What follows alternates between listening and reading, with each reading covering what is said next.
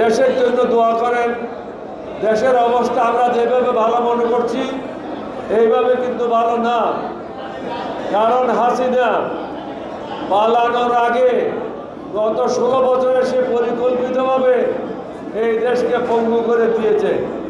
অর্থনৈতিকভাবে বলেন, সামাজিকভাবে বলেন, আইন বিচারের ক্ষেত্রে বলেন, শিক্ষা ক্ষেত্রে বলেন, স্বাস্থ্য ক্ষেত্রে বলেন, সমগ্র দেশকে তিনি পঙ্গু করে দিয়েছেন।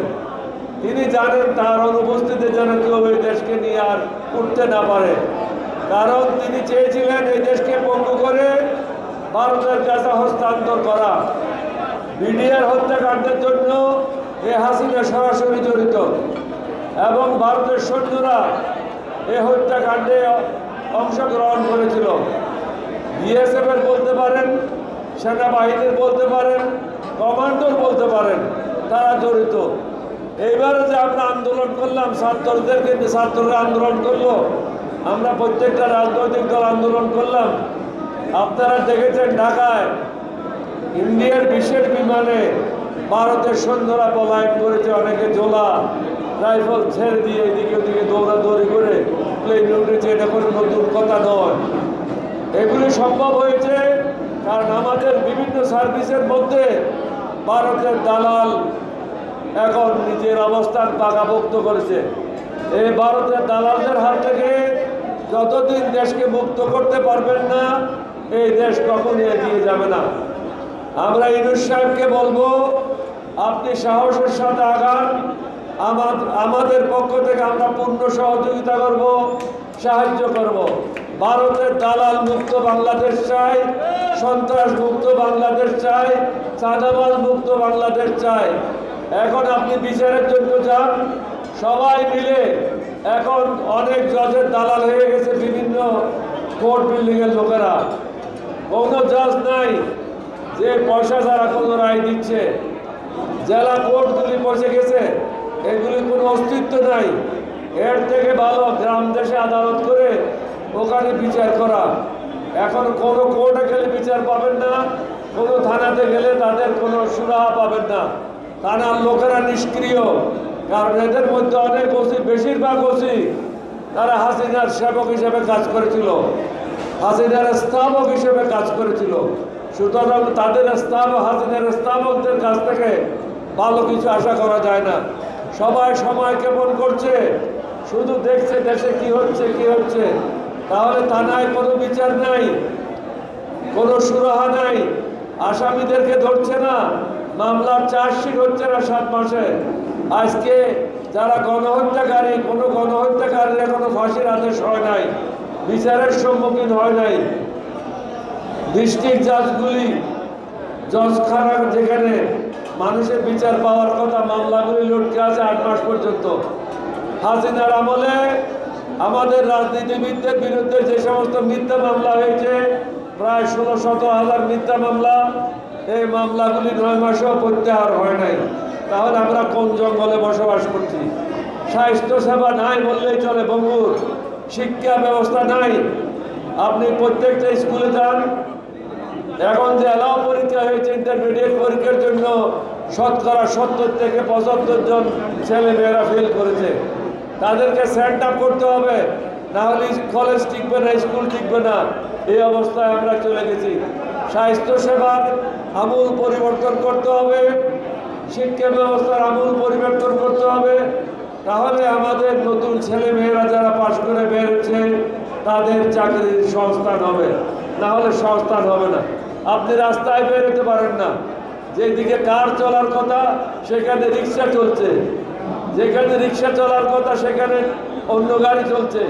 সর্বমমে থাকবে রিক্সা, অটো রিক্সা, তারপর থাকবে ট্রাক এবং কভারভ্যান, তারপর ওদের সাথে থাকবে বাস, সর্বশেষ ডান দিকে লেনে থাকবে কার অথবা জিপ।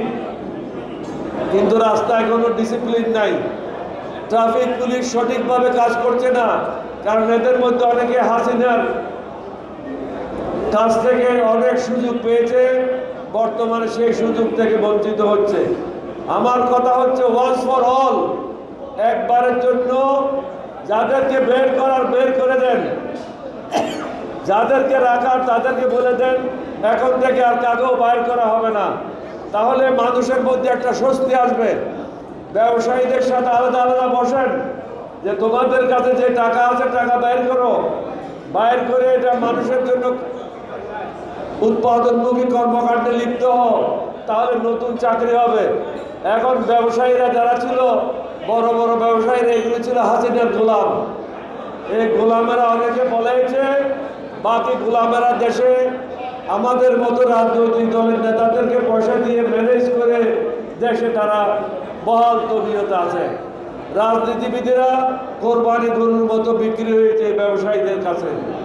না হলে বড় বড় ব্যবসায়ীরা যারা দেশের ধন সম্পদ লুণ্ঠন করেছে, যারা জনগণের সম্পদ লুণ্ঠন করেছে, যারা অন্যায় করেছে, হাসিনাকে সাহায্য করেছে, ছাত্রদের হত্যা করার জন্য সাহায্য করেছে, এই ব্যবসায়ীগুলিদের বিরুদ্ধে এখনো কেন বিচার ব্যবস্থা শুরু হয় নাই?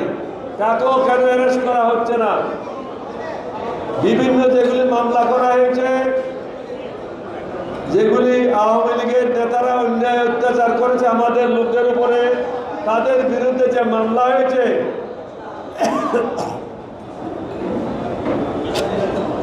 এখনো 7-8 মাসে তাদের কোনো চার্জশিট হয় নাই বাংলাদেশে। কারণটা কি? কারণ পুলিশ পয়সা নিচ্ছে, রাজনৈতিক নেতারা পয়সা নিচ্ছে, সবাই মিলে দান্দা ব্যবসা শুরু করেছে। এই দান্দার কারণে বিচার ব্যবস্থা ধ্বংসের পথে। এই অবস্থা থেকে আমাদেরকে উত্তরণ করতে হবে। আমি ইউনূস সাহেবকে অনুরোধ করব, আপনি এগুলি সমাধান করেন, না হলে আপনার লোকদেরকে নিয়ে আপনি ইস্তফা দেন। কারণ আমরা এইভাবে বসে থাকতে পারি না। হয়তো আপনাকে ডেলিভারি দিতে হবে কাজের, নতুবা কাজ ছেড়ে দিতে হবে। যারা পারবে তারা দায়িত্ব নেবে, কিন্তু এইভাবে স্থবিরভাবে আমরা বসে থাকতে পারি না। দেশ এইভাবে ধ্বংসের দিকে যেতে পারে না। আমরা দেশ স্বাধীন করেছি, আমার কি বয়স ছিল? 4-5 বছর চাকরি। আমি একজন ক্যাপ্টেন যদি পাকিস্তানের বিরুদ্ধে বিদ্রোহ করতে পারি, তাহলে আপনি কেন পারছেন না এইদেরকে বিরুদ্ধে কাজ করতে? আমি তো কারো অনুমতি নিই নাই, আমি তো কারো অনুমতির জন্য অপেক্ষা করি নাই। আমি নিজে বিদ্রোহ করেছি। প্রেসিডেন্ট জিয়াউর রহমানকে আপনাদের কাছে দেওয়ানহাট ব্রিজের কাছ থেকে তিনি চট্টগ্রাম বন্দরের জন্য যাচ্ছিলেন, জাহাজ থেকে গোলা বারুদ খালাস করার জন্য, তাকেও ফিরিয়ে নিয়ে আসলাম। পাকিস্তানি সবাইকে অ্যারেস্ট করলাম এবং জিয়াউর রহমানকে পরামর্শ দিলাম যে বাংলাদেশের স্বাধীনতা ঘোষণা করেন।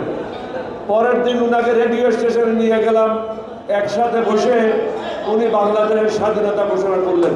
আমরা যদি একজন ক্যাপ্টেন হিসাবে এতগুলি কাজ করতে পারি, তাহলে আপনারা কেন করতে পারছেন না দেশটা পরিচালনা করতে? এরপর দেশের বড় ব্যর্থতা আর কিছু নাই। আমাদের দুর্ভাগ্য, আমরা আপনাদেরকে স্বাধীনতা এনে দিয়েছি।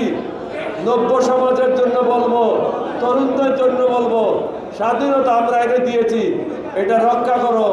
আমরা বেঁচে থাকতে প্রয়োজন আমাদের সাথে পরামর্শ করো। অভিজ্ঞতা ব্যতীত কারো পক্ষে এই দেশ চালানো সম্ভব না। চমক দেখানো সম্ভব, কিন্তু চমকে কাজ হবে না। এখানে বাস্তবে কাজ করতে হবে।